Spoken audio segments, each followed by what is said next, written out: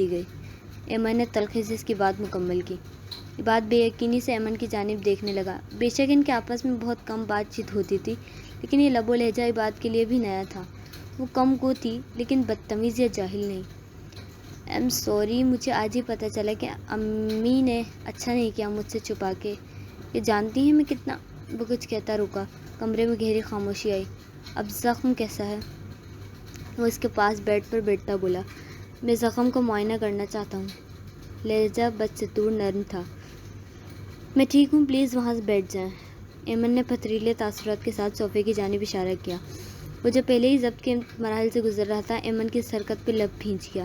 کمرے میں ایک بار پھر گہری خاموشی آئی۔ عباد اللہ سمجھ نہیں پا رہا تھا کہ وہ اس سے ناراض کیوں ہے۔ اگر اس کے لیٹ آنے پر بھی ناراض تھی تو وہ بتا چکا تھا۔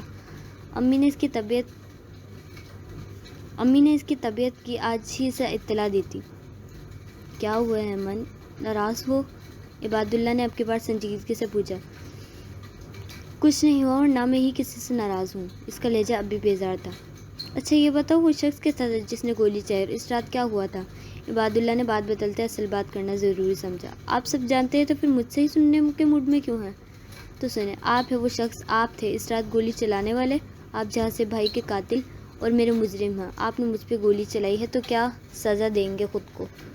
ایمن نے اب تک پہلی بار اس کے چہرے پر آنکھوں میں نفرت سموئے دیکھتے کہا۔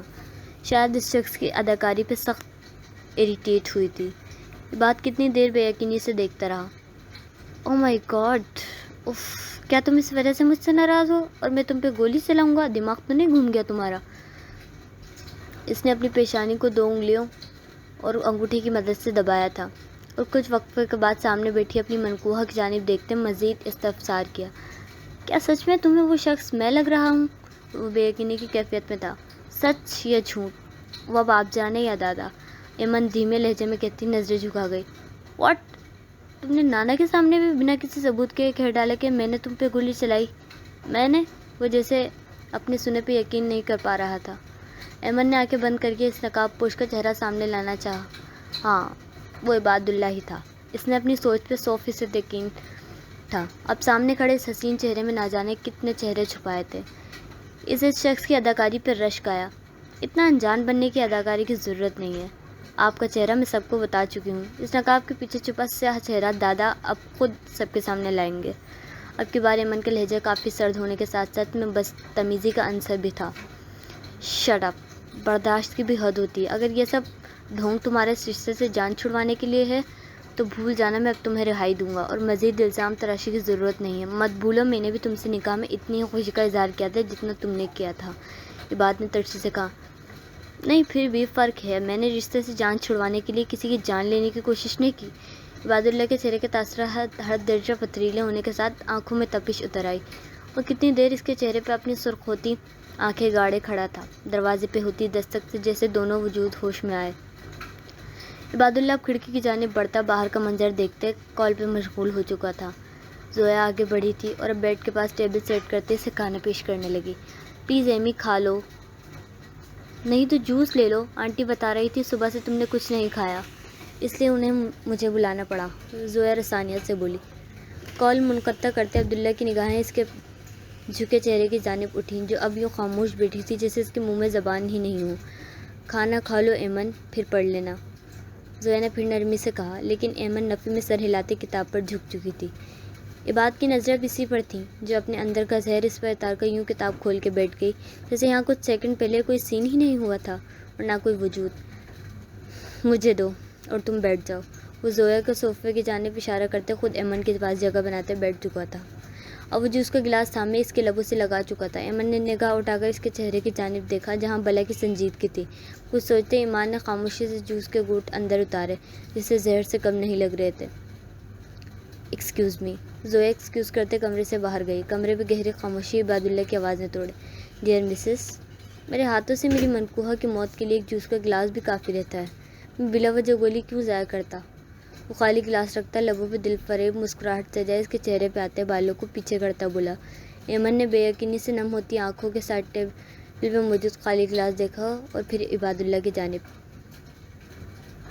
عباس صاحب، آپ کے لیے ایک بیڈ نیوز ہے، جنید نے موبائل جیب میں ڈالتے ایس پی ابرار کو کہا۔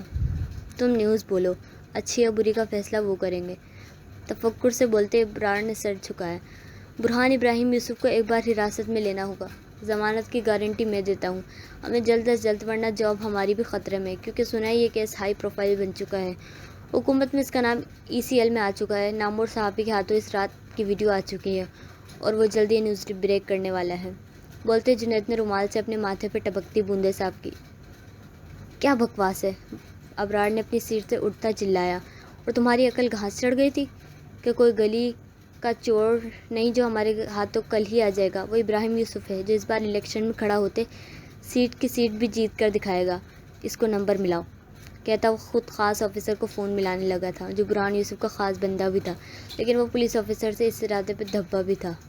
آفس سے 4 بجے کے قریب وہ فری ہوا اور اب دوست کی گاڑی لیتا سونیا کے کالج کے باہر کھڑا تھا۔ ٹھیک 10 منٹ بعد سونیا دوستوں کے ساتھ باہر آتے اسے گاڑی میں دیکھتے خوشی سے چہک اٹھی۔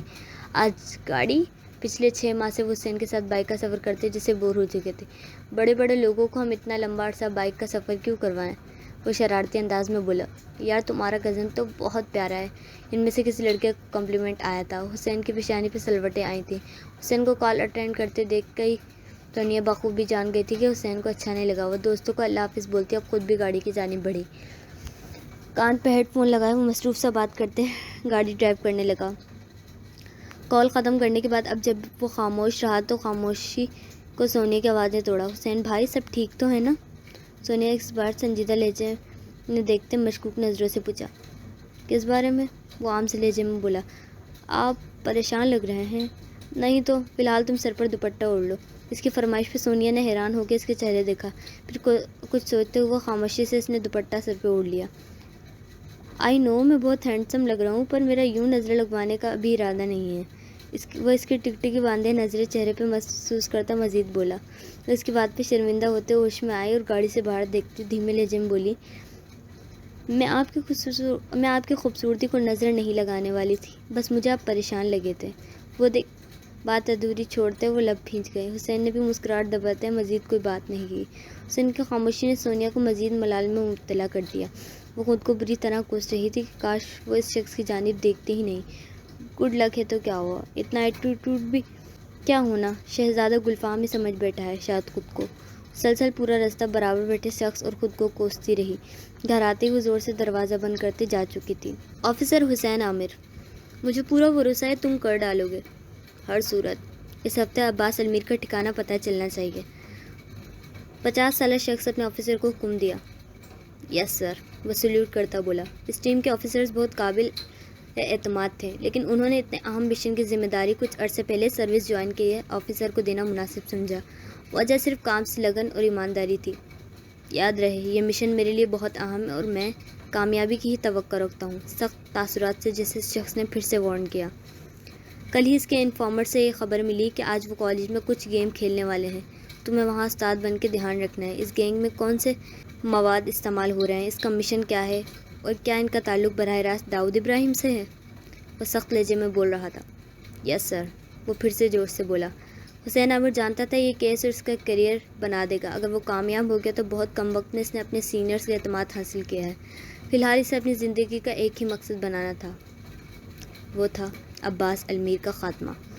ایمن کھانا کھا لیا؟ پھپھو کی آواز پہ ایمن ہوش میں لوٹتی پھپھو کی جانب دیکھنے لگی۔ امی دیکھیں آپ کی لاڈلی کہہ رہی ہیں میں نے اس پہ گولی چلائی، شمائل بیگم کی جانب دیکھتے بولا۔ پھپھو انہوں نے کہا ہے گلاس میں زہر، کہتے وہ اٹکی۔ عباد نے زہر لفظ کب بولا؟ اس نے خود ہی سوچ سے اپنے لفظوں کو جھٹلایا۔